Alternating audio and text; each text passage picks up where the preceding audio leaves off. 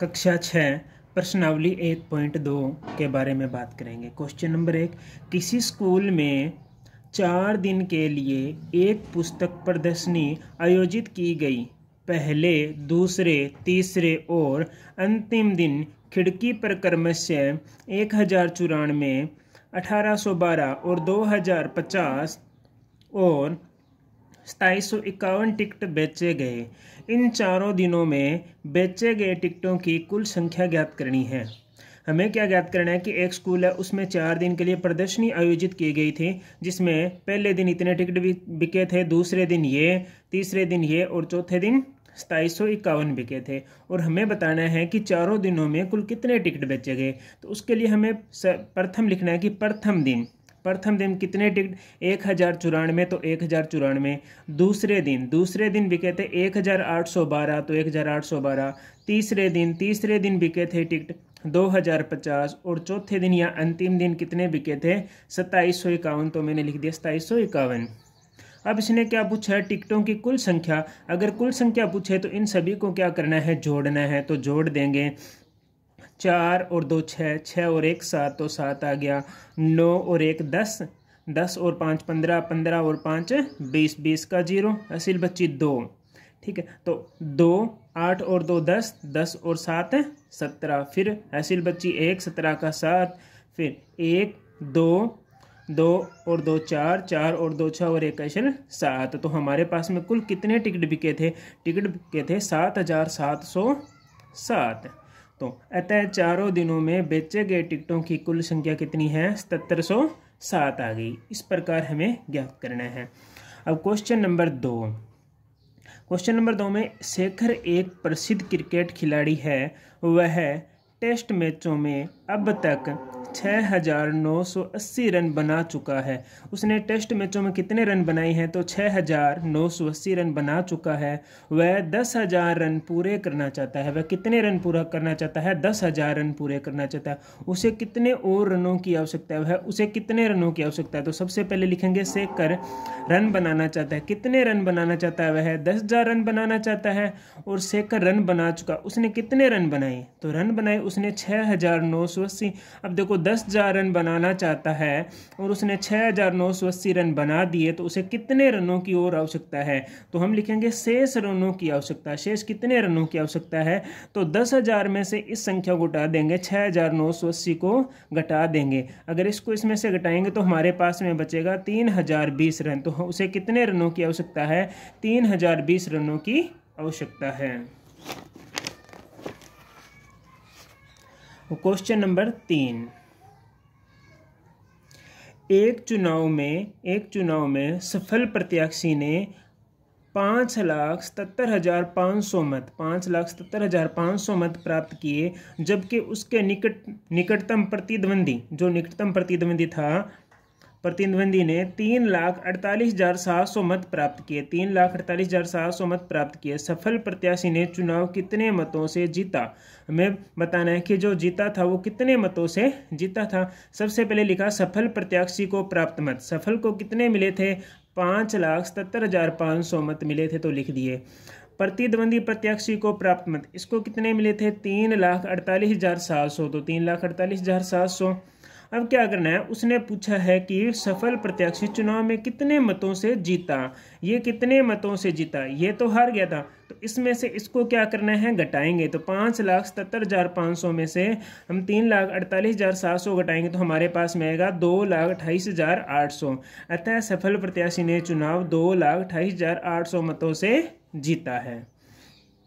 Question number 4,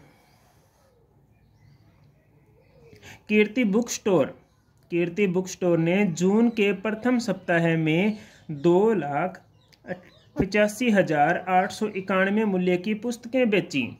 इसी माह के दूसरे सप्ताह में 4,07,68 मूल्य की पुस्तकें बेची। दोनों सप्ताह में कुल मिलाकर कितनी बिक्री हुई, बिक्री हुई, किस सप्ताह में बिक्री अधिक हुई और कितनी अधिक हुई, हमें यह ज्ञात करना है। तो हम लिखेंगे प्रथम सप्ताह में बिक्री कितनी हुई थी, यहाँ दी हुई है 2,85,891, तो हमने लिखा 2,85,891। द्वितीय सप्ताह में बिक्री कितनी हुई, ये रही 4,07,68।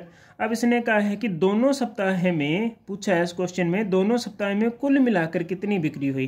कुल मतलब कि ये योग पूछ रहा है, तो हम लिखेंगे दोनों सप्ताह में कुल बिक्री।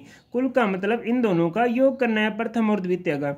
दोनों को जोड़ेंगे तो हमारे पास में आएगा 6,86,659। इन दोनों को क्या करना है, योग करना है। जो प्रथम और द्वितीय सप्ताह है इन दोनों की बिक्री का योग करेंगे तो हमारे पास में कुल बिक्री आ गई। आगे क्वेश्चन में पूछा है किस सप्ताह में अधिक बिक्री हुई। देखो प्रथम सप्ताह में तो 2,85,800 की बिक्री हो रही है, दूसरे सप्ताह में 4,07,68 की बिक्री हो रही है। इसका मतलब कि दूसरे सप्ताह में बिक्री क्या हो रही है, अधिक हो रही है, क्योंकि ये संख्या बड़ी है तो इसका मतलब बिक्री यहाँ अधिक हो रही है। तो हमने लिखा दूसरे सप्ताह में अधिक बिक्री हुई है 4,07,68 की। आगे क्वेश्चन पूछा कितनी अधिक हुई। अगर कितनी अधिक पूछा है तो हमें क्या करना है, जो प्रथम सप्ताह है उसमें से घटा देना है। प्रथम सप्ताह में कितनी, 2,85,891 थी, इसको इसमें से घटा देंगे तो 1,14,877 की बिक्री अधिक हुई प्रथम सप्ताह से। इसने पूछा कितनी अधिक हुई, तो 1,14,877 रुपये की बिक्री अधिक हुई।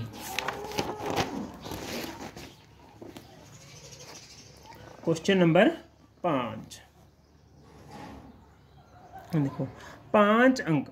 क्वेश्चन नंबर 5 अंकों, देखो अंक दे रखे हैं 6, 2, 7, 4, 3। ये अंक दे रखे हैं, में से प्रत्येक का केवल एक बार प्रयोग करते हुए 5 अंकों की बनाई जा सकने वाली सबसे बड़ी व सबसे छोटी संख्याओं का अंतर ज्ञात कीजिए। हमें ये 5 अंक दे रखे हैं, इन 5 अंकों से सबसे बड़ी संख्या और सबसे छोटी संख्या बनानी है और फिर क्या करना है, उनका अंतर ज्ञात करना है भी, उनमें अंतर कितने का है। तो हमने सबसे पहले क्या लिखा, अंक लिखा। अंक देखो क्या थे, अंक दे रखे हैं 6, 2, 7, 4, 3। ये हमारे पास में 5 अंक दे और इनका एक ही बार प्रयोग करना है। इसने कहा है केवल एक बार प्रयोग करते हैं, एक ही बार इनका प्रयोग करना है। तो सबसे बड़ी संख्या बनानी है, तो इनमें सबसे बड़ा अंक क्या था, 7। तो सबसे पहले 7 लिख दो। फिर उसके बाद में उससे छोटा क्या था, 6। उससे छोटा क्या था, 4। उससे छोटा क्या था, 3। उससे छोटा क्या था, 2। इस प्रकार जो क्रम बड़ा क्रम है उसको लिखते चले जाओ। जो संख्या बनेगी वो संख्या क्या होगी, सबसे बड़ी। तो ये संख्या बन गई 76,432। ये सबसे बड़ी संख्या बन गई। अब जो ऐसे ही सबसे छोटी संख्या ज्ञात करनी है तो छोटे अंक से शुरुआत कर दो, जैसे 2, फिर उससे बड़ा 3, फिर उससे बड़ा 4, फिर उससे बड़ा 6, उससे बड़ा 7। तो 23,467 ये छोटी संख्या होगी। अब इसने सवाल में क्या पूछा कि सबसे बड़ी व सबसे छोटी संख्या का अंतर ज्ञात करो। तो सबसे बड़ी संख्या हमारे पास में 76,432 थी और छोटी संख्या ये आई 23,467। तो इसमें से इसको क्या कर देंगे, घटा देंगे। घटाएंगे तो हमारे पास में आएगा 52,965। ये इन दोनों का क्या है, अंतर है। Question number 6। क्वेश्चन नंबर 6 में एक मशीन औसतन एक दिन में 2825 पेच बनाती है। ये 2825 एक दिन में एक मशीन बनाती है पेच, ठीक है। तो जनवरी 2006 में उस मशीन ने कितने पेच बनाए। इसने पूछा कि जनवरी 2006 में कितने पेच बनाए थे, इसने ये बताना है। तो सबसे पहले लिखेंगे चूंकि एक दिन में मशीन पेच बनाती है, एक दिन में कितने बनाती है, 2825 पेच बनाती है। तो हमने एक दिन का लिख लिया। उसके बाद में लिखेंगे, इसने पूछा जनवरी 2006, तो लिखेंगे अतः जनवरी 2006 में पेच बनाए। कितने पेच बनाए, 2825 ये थे इंटू 31। 31 क्यों किया, क्योंकि जो जनवरी का महीना होता है किसी भी वर्ष का हो, चाहे जनवरी का महीना, उसमें कितने दिन होते हैं, 31 दिन होते हैं। इसलिए हमने इसको कितने से गुणा किया, 31 से गुणा किया, क्योंकि जनवरी के महीने में 31 दिन होते हैं। तो 31 से गुणा किया। अगर ये फरवरी का या मार्च का पूछता तो उस महीने के दिन के हिसाब से गुणा करना होता, ठीक है। 31 दिन होते, 31 से गुणा किया, तो इन दोनों को गुणा करेंगे तो हमारे पास में आएगा 87,575 पेज। तो कितने पेज बनाए, 87,575 पेज।